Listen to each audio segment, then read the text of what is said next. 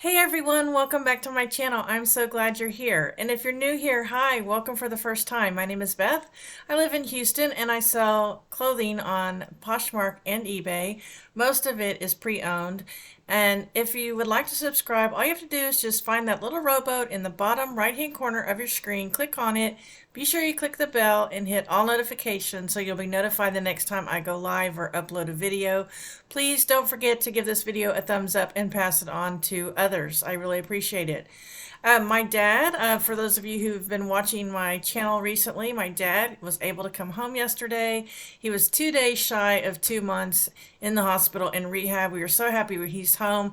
We still ask for continued prayers for his healing and for my family. I was able to find a caregiver. We are so blessed with her. I hope she's going to work out, and I hope they don't need a caregiver for very long.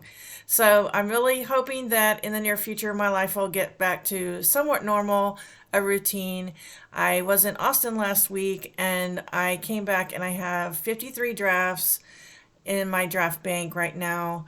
20 of them do not have pictures. They're right there. And after I get off of here, I am going to start measuring clothes and hanging them up and trying to take a picture of maybe 50 total and get my draft bank looking good. So I hope you guys have had a great week or two, and I do want to remind you that on Tuesday night, February 7th at 6 p.m. Central, I am going to have another plus size clothing sale. I'm happy to bring you some awesome items.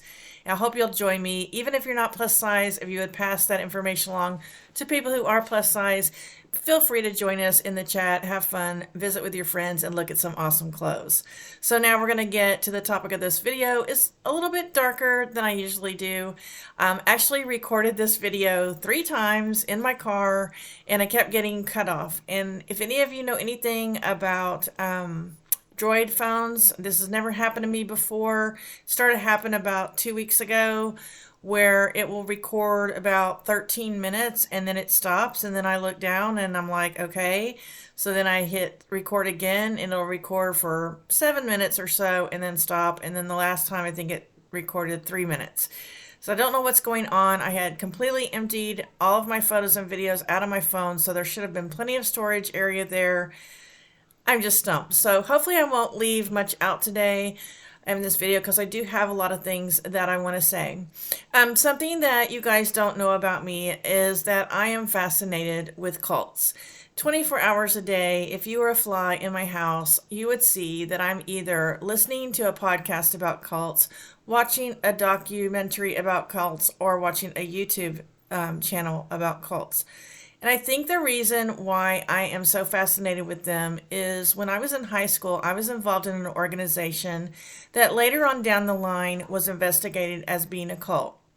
Luckily, I was only in it for about 6 to 8 months. I didn't see any cultish behavior at all. And then later on in my adult life, I was definitely involved in an organization which would be considered a cult today. So I think I'm very fascinated with that, because I'm trying to figure out, how did it get me in? How did I get sucked in? How did I believe some of the things that I was hearing? And why was I doing things that I would normally not have done? I consider myself a fairly intelligent person, and I just don't understand, why, a lot of people would say, Beth, I would never, ever be sucked into a cult. Well, you could be very, very surprised. They get you by finding your lowest point. You have a drinking problem. Hey, no problem. We know how to get rid of that. If you just follow these steps one by one, everything will be fine. If it doesn't work out, it's your fault. You didn't plan you didn't do the program correctly. You don't have any money. You need a job. Hey, we'll show you how to start a business. Follow these steps and you will succeed. If you don't succeed, again, it is your fault. This is how these typical organizations are run, and before you know it, you're sucked in. So I've met a lot of former members of cults, and you would be amazed that most of them are college educated. They're very nice people, and they just want to help others. And that's why they, get sucked into this. So what does this have to do with reselling? Well, let's go ahead and talk a little bit about that. I just finished watching The Vow, and that is on demand right now. I watched season 2. If you have not seen The Vow, it is an excellent documentary probably about 12 episodes in total of the two seasons. And it is about a cult called Nexium. Several famous celebrities were involved in this cult. I'm trying to think of who some of them are. The most famous one I can remember is Allison Mack. She was in the series Smallville. Also, Bonnie, I think it's pronounced Peace, Piesse. She is in some of the Star Wars movies and series. She played Aunt Beru as a younger Aunt Beru, for those of you Star Wars fans like me. Those are just two right now that I can name off of my top of my head. And so what this organization did was these people thought they were joining a self-improvement company, and they were going to learn how to present themselves, how to market themselves, how to be better at their trades. A lot of them were filmmakers. A lot of them were marketers, models, things like that, actors. And before they knew it, they end up finding themselves in a cult. This series is so well done. The filmmaking is amazing. The editing is amazing. I really, really recommend it. But anyway, two of the people involved in Nexium, one was an actress. Her name is Sarah Edmondson, and her husband, Nippy Ames. They have a podcast on Spotify, iHeartRadio, wherever you get your podcast. You know that commercial, right? And it's called A Little Bit Culty. And what they do is they interview people and talk about what they call cultish community situations in different organizations or with individuals. It doesn't have to be a company, it doesn't have to be a church. It could be a domestic relationship, a romantic relationship, a friendship. It could be all kinds of things that are a little bit culty in the way things are presented. A lot of gaslighting, a lot of blaming. And so it's a very, very interesting podcast. And I just started thinking, like, how can I apply this to the reselling community? Because I like to take different topics and apply them to different parts of my life. And it really, really wasn't hard to figure this out because I've been planning to make this video for years. I mean, absolutely years. And so now is just the perfect time after the vow is, recent in my mind. So a few years ago, I took a course about Poshmark. Honest with you, I don't even remember who the course was by, but it was just where you watch a series of videos and they taught you how to make money on Poshmark. And I did learn a lot of good information from that series, but I didn't like the tone of this person towards the end, where it was basically like, I've given you all the information you need. Now go out and do it. And if you don't succeed selling on Poshmark, you're not doing it right. And I did want to say at the beginning, and I forgot, that this video is dedicated to people who are struggling right now. If you're struggling in your personal life, if you're struggling in your business, you have, things aren't working the way you want them to. Please don't listen to people who are the know-it-alls, who tell you that it can only be done one way and that you are failing. Because believe me, if you are trying your best, you're looking for information, you're implementing some of the suggestions that you're given, you are doing a great job. So it's dedicated to you guys. All right, so that Poshmark course really, it really bothered me. I have now, in the last couple of months, unsubscribed to almost every Facebook group that involves reselling. There's only a couple that I'm now subscribed to. One in particular I'm still subscribed to is Reseller Squad. And hey, if you're not subscribed to Facebook Reseller Squad group, go ahead and follow that group because it's very chill. There's not a lot of posts on there, but the ones that are posted, you get a lot of support and a lot of good comments. But I've been unsubscribing from these groups for the last 6 months or so because what I'm seeing is comments that to me are a little bit culty. They're meant to make people feel bad. They're meant to make the commenter look good and that they're the only ones that know the answer. And that is so, so wrong.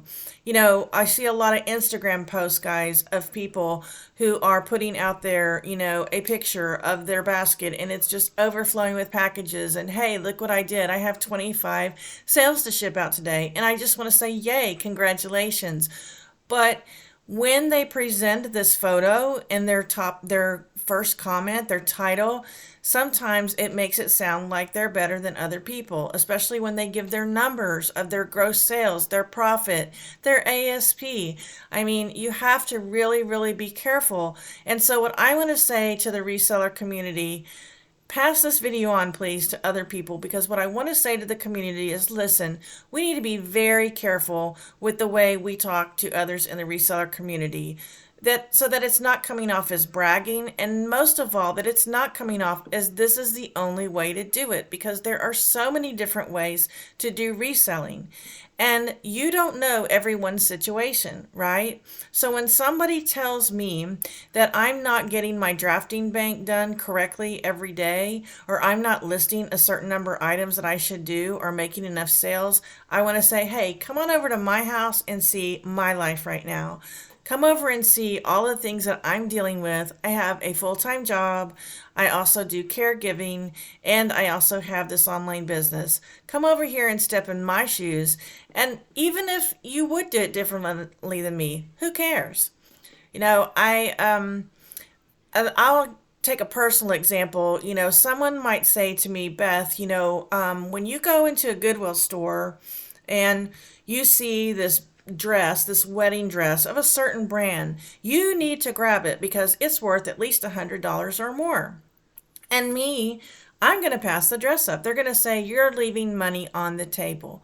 Well, what I want to know is, what is wrong with leaving money on the table? There's absolutely nothing wrong with it. Leaving it there, letting another reseller pick it up for $10 and sell it for $100 or more. Because, guys, number one, I don't find wedding dresses where I go to thrift. I mean, they may have been there on the first day, but they're definitely not there on the days I go. And number two, if I bought that dress for $10, I would have to go to the dry cleaners 2 times, once to drop it off, once to pick it up. I'd have to pay for it to be dry cleaned. When I bring it home, I'd have to hang it up, and chances are I'd have to steam it a little bit.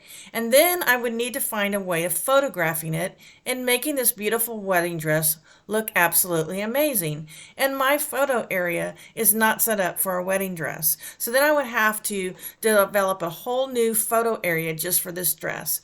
Then I would have to pack it or store it. I have nowhere in my home or in my inventory room to pack up a beautiful wedding dress. And then when it's sold, I would have to ship it. I have no way of presenting a beautiful wedding dress to make justice, to make it look beautiful to the customer. I'm not going to send a beautiful wedding dress in an eBay cardboard box, right? So all of those things put together, by the time I did all of those things, I could have listed 5 or 10 items from my home and made the $100, no problem. One of the things that I have problems with is time. And so I don't have time going from Goodwill to thrift store looking for that $10 dress to turn it into 100. I only have 2.5 hours on a Saturday where I go and I get items that I usually get between $25 or less for each item. And then I have to be home. I have to be home in front of my computer. So I can't really source from my computer unless I do retail arbitrage, wholesale boxes, things like that. I like to see the things in person. So I'm trying not to defend myself, but these people that get on these groups, you feel defensive and you just act like you want to reply, right? And so we just have to be really, really careful. I'd love for you to leave me a comment below this video. I love reading your comments about if you've ever felt this way about the reseller community.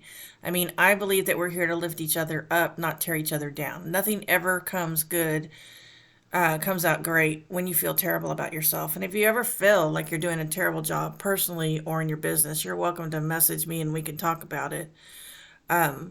Nobody is walking in your shoes, which kind of made me think about what happened with my dad, because there was a point in December where I was hearing in some of these groups. It was like one of the last groups that I unsubscribed from. I actually just quit talking because I was having to defend myself. But there was a point in December where I really felt like I needed to take some cards and write, my parents, my wife, my kids, my job, my business, and then me. I mean, because I'm important too. I need to take care of myself.